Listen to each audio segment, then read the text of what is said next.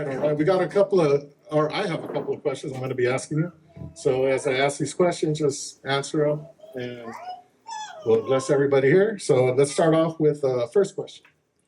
What first inspired you to write this book? So this book took place a little bit after my first book came out, as some of you guys may know. It was a little prayer poetry book that I did.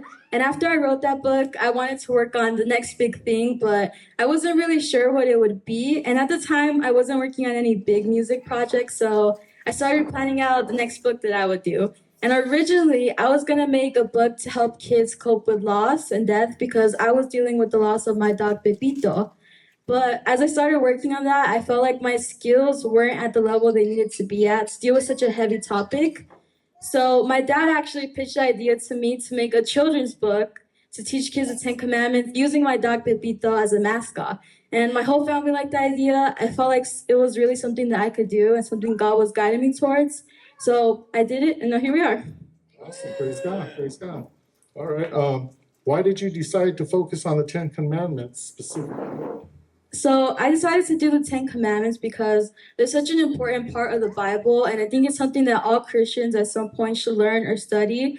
And me growing up, I didn't know what the Ten Commandments are until I became much older. And now that I know that they're so important because they're a guide for us on things that we shouldn't do. And they're also a moral code for things that are good and bad that we should know. And I think teaching that to a kid at a young age, that's something that could stick with them forever. Absolutely. Absolutely.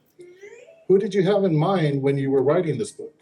So for this, I had a lot of different people in mind. Even for different of the commandments, I had different kids in mind. Like, for example, with the fifth commandment, honor your father and mother, I was thinking about kids that I knew in my personal life who didn't have a good relationship with their parents. And I was thinking, how can I teach this to them in a way where they can understand it and so that they can see the importance of it? But generally, for the whole book, I'm going to give a shout out to my little cousin Damien. Where's he at?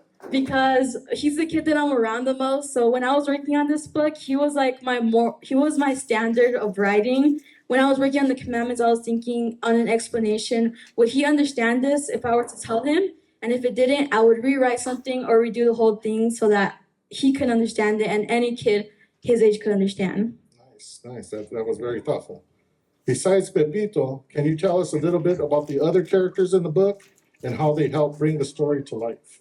Yes, so we do have some other characters beside Pepito in this book that you guys will find. Some are based off of real life pets that I have, and others are just characters that I made up for this book.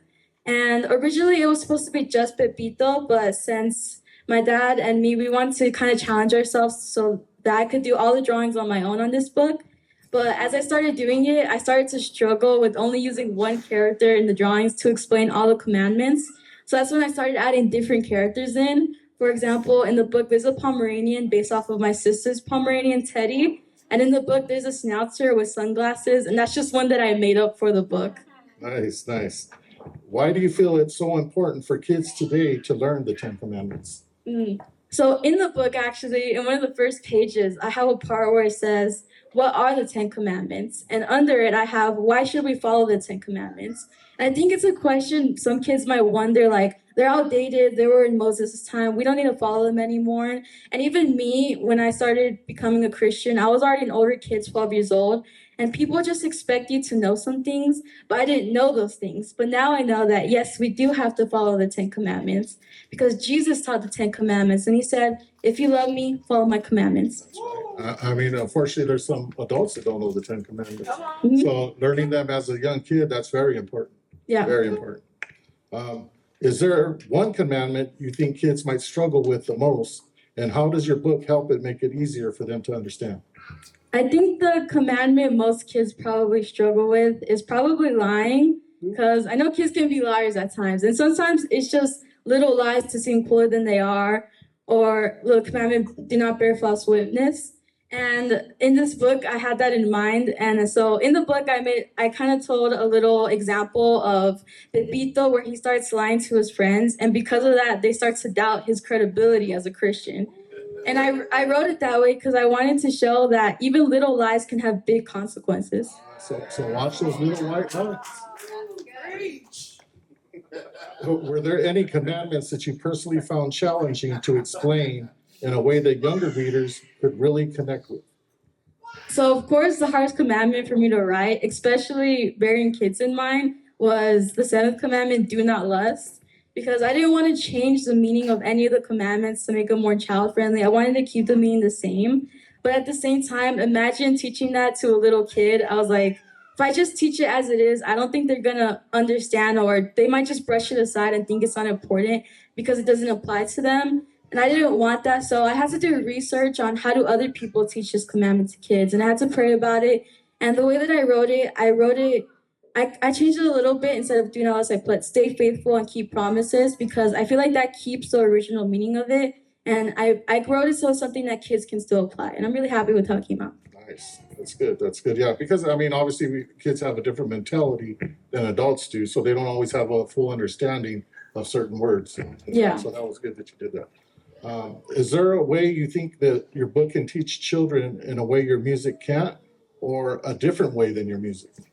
100%. My music, especially before this book, it's not really something that kids can learn from, but it's always been more to encourage kids, whether it's that they see me performing and they feel encouraged to use their own gifts for God, or they see us in outreaches and they feel like they can be bold in their faith. My music is more planting the seeds, and I'm really confident that God has used me that way, because if I didn't feel like God was using me that way and He wasn't leading me to do music, I wouldn't do music, because I could worship God at home. I don't need to do that on the stage. And my music is not, this book is different, because this book isn't necessarily planting the seed, but it's watering the seed. It's the second step, and I can't fit all the knowledge in this book in a 15-minute set. So they're both very different, but they're both very important. The knowledge and the encouragement, and both can be used to spread the gospel, which is all we're trying to do at the end of the day. For sure, and kids are very visual, so seeing the pictures and the drawings, that really helps put everything together, so that's awesome. For anyone who picks up your book, what's the number one message or takeaway you hope sticks with them? For me, I really hope that people take away is just to learn the 10 Commandments. For me, that I put so much effort in this book to make this easy for anybody to understand. A 5-year-old or a 15-year-old or a 20-year-old, that's just what I had in mind. I really wanted people that anyone could understand this. So for me, if someone reads this book and even learns one thing they didn't know, for me, that was all worth it. Praise God. Praise God. And finally, what's next for you? Can the fans expect more music or maybe another book? What's next? So working on this book has been a big honor. I'm so grateful I got to do it, and I can't wait to see all of your reactions to it and everything that's to come. But I will say, next, we do have something very special coming, and I'm proud to announce that very soon my first album, Anointed, will be releasing.